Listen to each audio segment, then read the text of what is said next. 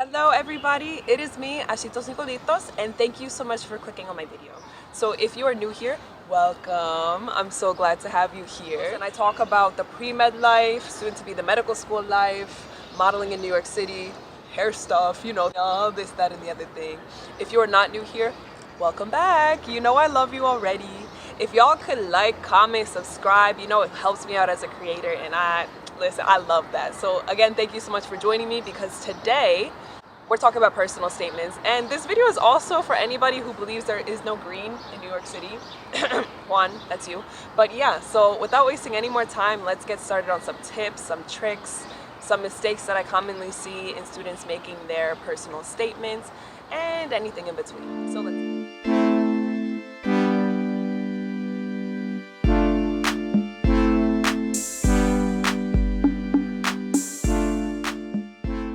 So the first tip that I love to give people when they're about to start their personal statement adventure here is to start with your interview prep. And I know that this sounds scary and you may feel like I'm not ready for that, but best believe it will help you so much with your writing, right? So just get started answering a bunch of interview questions, right? You want to start with the why medicine. You want to start with the who are you? Tell me about yourself question. But you also want to go into questions like, tell me about a leadership opportunity. Tell me about the biggest struggle that you've had to overcome. There are a bunch of websites, and I think I might link one below, that just give you a bunch of interview questions that you can use to start preparing your mindset and start really reflecting on who you are as a person and what you bring to the table. So that's my first tip to anybody who, before they even start their personal statement, start your interview prep. And when I say start your interview prep, this does not mean go to some company online and pay, I don't know, $3,000 for somebody to ask you some questions off the internet and give you some feedback. You don't need that. You just need a family member, a friend, your webcam, right? Start asking yourself these questions. Just put a list of questions to your sister, your brother, your mom, your dad. Make them ask you these questions, and even if they're not listening, you're forming these connections. You're thinking back on your life. You're starting to verbalize all of these experiences, and that's what makes it so much easier when you go to put them down on paper. So get started with your interview prep before you even start your personal statement journey. But it's never too late. You can even start it after. Who am I to say, you know? But yeah, interview prep will help you. When I started writing my personal statement, I chose to focus my personal statement on who I was, what led me, all of the events of my life that led me to this point, right? And because a huge part of is that those events make me who I am, right? So I've been through quite a few things, and you could read my personal statement in another video. But I kind of carved out my life story, and then I ended my personal statement with a little explanation of why I want to be a doctor, right? So that's one way that you can approach a personal statement. But there are other ways that you can approach it as well. I've read a lot of personal statements from students where they talk about their seed, right? And I think that Dr. Gray also talks about this method, talking about the seed, the moment that they realize medicine is something that they're interested in, right? And then culminating experiences that help them bring it closer and closer to this point, right? So that's also an amazing way to focus your personal statement. But you gotta make sure that you're answering the question of who are you and why do you want to be a doctor one day? Those are two things that you need, regardless of what way you choose to tell your story. So after you finish your interview practice, like we already mentioned, and you kind of get an idea of what avenue do I want to take to tell my story, it's time to start getting it on paper. But before you write that first word, I want you to remember something, and I want you to remember this not just for your personal statement, but also for every single piece of writing that you do throughout this process. It's valuable.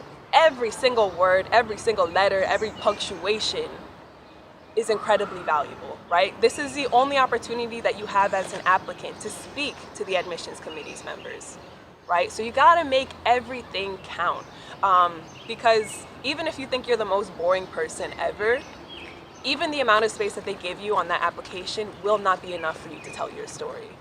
So use what you can, use every word to your benefit, right? To bring out the best of you that you possibly can. Yeah, so that means you don't go and repeat all of your activities from your activity section. No, you don't go and repeat your disadvantage statement. know, every single space gets the respect that it deserves, right? And I want you to remember that with every piece of writing that you go through in this process. So a common mistake that I see in personal statements is that it seems like there's a copy and paste going on between your activity section and your personal statement. And yes, it's good to write them kind of like parallel to each other at the same time to like, you know, see what fits where better, but it should never be a copy and paste type of situation, right? This is not respecting the space like we were just talking about, right? So that's like the first major mistake that I see. It's good to include experiences in your personal statement if they fit, right? But they shouldn't be that whole description of what you did, the impact that you made, if it's already been explained in the activity section. And I believe that a lot of times it also does include an opportunity for you to do some storytelling, right? And that keeps it interesting, it keeps it fun. So definitely do include stories if they match up with who you are as a person and they explain a little bit about that or your desire to pursue medicine. But regardless of who's included in this story, of the impacts that different patients have made on you or you have made on them, I need you to make sure that you are still the focus of this story. And every single story that you tell, you need to make sure that you're the protagonist, that you are the character of this story, no matter how small of a role you play, right? Because this application is about you, right? So make sure that it doesn't veer into talking about somebody else, whether it's a parent who's in the health field, whether it's a patient who's really just a bit huge in like your, you know, development of your mindset to become a physician. Make sure that the focus stays on you, okay?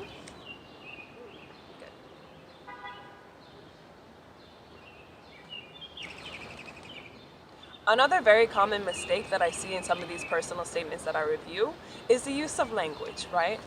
Yes, you want to keep it professional. Yes, you want to keep it pretty formal. But you also want to keep it pretty readable too. Because at the end of the day, the people in these admissions committees, they're busy, they're tired, they got families, they got jobs, you know, they've got a lot going on. The last thing that they want to do is struggle to get from sentence to sentence in your personal statement because you want to use crazy esoteric words that you don't actually use in real life, right? So to keep it an easy read, I think a good rule to follow is that if it's a word that you typically wouldn't use when talking to a professor or a doctor in real life, please don't use it, okay? Yes, I understand you want to stay professional, but in order to do that, avoid contractions, avoid slang, make sure your grammar is correct. That doesn't mean you need to use very complex language to explain what you're trying to put down. The way I see it, there are some things that your personal statement needs, and there are some things that make your personal statement extra nice, right? And in terms of the needs, we've already covered this, but just to emphasize it again, who are you? Why do you want to be a doctor? Why do you want to go into medicine, right? Those are things that you need. You can't get away with writing a personal statement without kind of speaking to those two things. But things that also help when we think about the job of these people on these admissions committees is they want to fill up classes with people who they think will survive medical school, right? Who will fit into their medical school, who will do well, and who have like the right mentality and a concrete reason as to why they want to be a physician. So if you're able to tell your story in a way that takes care of the things that you need, but also shows experiences in which you've been able to overcome obstacles, you've been able to look stress in the eye and keep going through it, right? These are things that are going to catch people's attention because you need that as a medical student. Nobody wants to fill up a medical school with a bunch of students and half of them are going to drop out before they get to graduation, right? That's not a good look. So just, if you have that story, include it in your personal statement and tie it into who you are as a person and why you want to be a physician if you can. And also, storytelling is always a plus, right? It keeps things interesting, it keeps it readable, it keeps it memorable. And a lot of times if you tell a good story, it checks that box of whether or not somebody wants to meet you, right? Because at the end of the day, that's the question that they're ultimately trying to ask themselves. Is this somebody who fits the criteria of being a medical student, a successful medical student, and is this a person that I want to meet, right? There's no golden rule, there's no golden formula on how to write the perfect personal statement. Because the perfect statement for one school may be the wrong one for another school, so you just never know, right? And I'm no professional, so not even I know, but I do know what worked for me. I showed them who I am as a person. I showed them why I wanted to be a physician.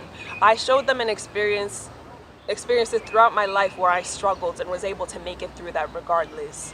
And I told it through a story, giving them a sense of who I am as a person. And that worked for me. Does that mean that it's gonna work for you? Maybe, maybe not. I'm sorry, I can't tell the future. But this is what I did, and I do think that it worked. So I hope that you enjoyed this video. I hope that you were able to learn a little something from this video. And I hope that you were also able to appreciate some of the little green that we do have here in New York City, because it's there. If you haven't subscribed already, please do feel free to subscribe down below, comment, like this video. You know that all helps me as a creator, so I really do appreciate that. It was a pleasure spending time with y'all, and I look forward to seeing you again soon in the future. All right, see you later.